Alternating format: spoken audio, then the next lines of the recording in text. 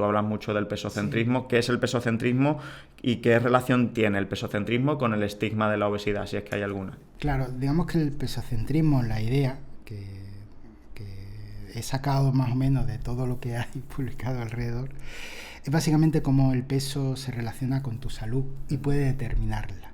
No realmente, sino a partir de la consideración que se tiene del mismo. Entonces, claro, pasa lo mismo que con el índice de masa corporal. Nos da una idea, pero no entra en definir qué compone exactamente ese peso. Uh-huh. Entonces, claro, cuando la gente dice, he perdido un kilo, he ganado salud, dices, bueno, que eso es muy variable. Claro, puede que sí o puede que no. Primero es cómo lo has perdido, qué has aprendido de eso y de dónde lo has perdido. Entonces, a partir de ahí entraría mucho debate. Y el problema es que muchas veces el tratamiento para ciertas patologías, el peso se utiliza de forma muy preponderante. No, digamos que es muy fácil decir, tiene usted que perder peso, a decir, mejore sus hábitos de vida. Sí. Es como algo cuantificable, ¿no? Sí. Medible, pero realmente genera mucha frustración en el paciente porque se le trata como un número muchas veces. Se ponen muchas barreras a ciertos tratamientos médico-quirúrgicos por el peso, que en parte está justificado porque, por ejemplo, el riesgo quirúrgico pues, no es asumible cuando el peso es muy alto y hay que perder peso. Pero es verdad que es también muy reduccionista el centrar a la obesidad en un número, ¿no? En el número de la báscula. Y también por parte del público creo que es difícil hacerles ver, al menos pues, ciertas generaciones, que el peso es secundario o puede ser secundario o no es lo más importante en obesidad, ¿no? Salvo casos extremos. Cuesta mucho el quitarnos la idea del perder peso.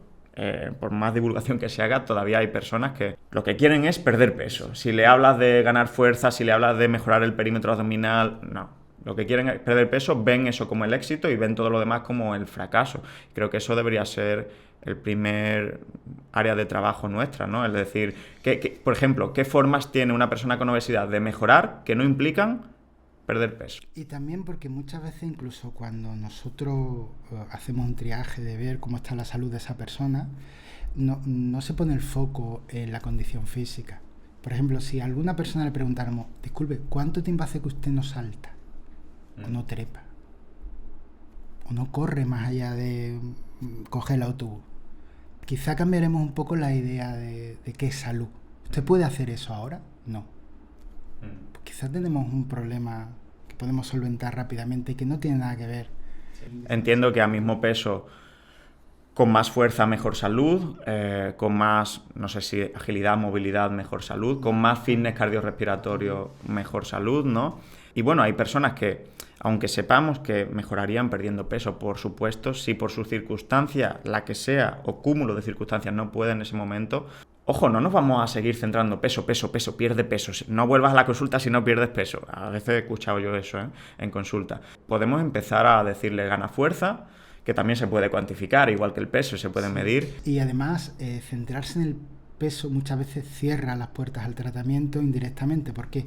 Porque a lo mejor alguien en una semana no ha perdido peso, pero oye, ahora en vez de una pieza de fruta come 2, ya apenas ronca por la noche, y le pasan cosas que no son cuantificables por el peso. Sin embargo, para él no suponen nada porque no le hemos dado importancia a esas otras cosas. Cuando si le damos importancia a todo lo demás, por ejemplo, ya no te tienes que tomar una dormidina para dormir por las noches, ya... Claro. Parece que no tiene importancia, pero eso puede importar mucho más que el peso. O comes mejor, da igual, incluso si has ganado peso, comes mejor, eso me vale a mí más.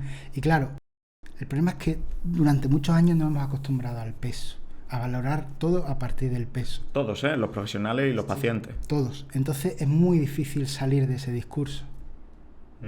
Creo que es verdaderamente difícil, pero muy, muy necesario.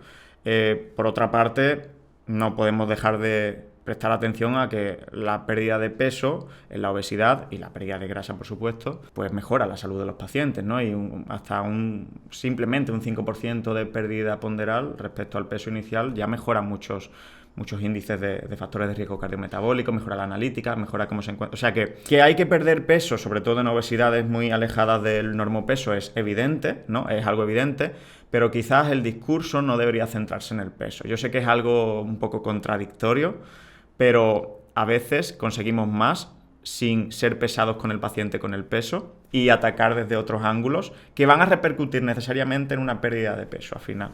Porque al final cuando mejoras tus hábitos, el peso mejora. Bueno, digamos que esa quizás es la parte negativa de toda la idea del pesocentrismo o la carga negativa que tiene la cultura de dieta, en el sentido de que si lo llevamos al extremo, cualquier dieta es negativa, cuando hay veces que es necesario.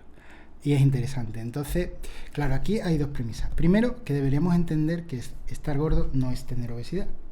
Una persona a lo mejor puede tener un índice de masa corporal de 30, sí tener grasa, pero tiene unos hábitos de vida fantásticos. Pues le das la enhorabuena y le dices, oye, genial, y sigue así. Porque ojalá todo el mundo que entrara aquí con menos peso tú hicieras lo que tú entrenas, comes razonablemente bien, disfrutas de tu vida, duermes bien, pues tienes aunque por IMC estés rozando la obesidad. Tu predisposición es esa, pues fuera. Claro, ahora tenemos la parte de que sabemos que ciertas condiciones clínicas mejoran cuando se reduce cierta cantidad de peso. Y aunque uno mejore sus hábitos de vida, difícilmente se va a llegar a revertir esas condiciones. Por ejemplo, si nos encontramos con una diabetes tipo 2 de reciente cuño, una apnea obstructiva del sueño, sabemos que perdiendo X porcentaje de peso, 10-15% de peso, se pueden revertir. Claro, es difícil porque realmente deberíamos hablar de grasa.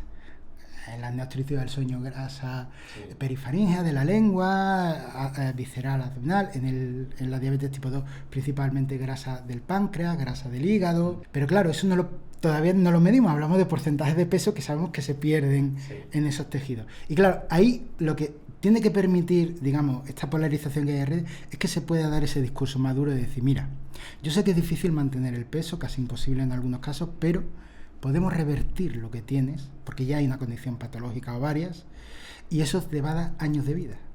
Y va a retrasar la llegada de muchos eventos negativos que seguramente acabamos desarrollando. Con lo cual hay que encontrar un equilibrio entre no hablar del peso, pero no obviar que hay situaciones en que mejoran. Deberíamos decir mejoran con la pérdida de grasa.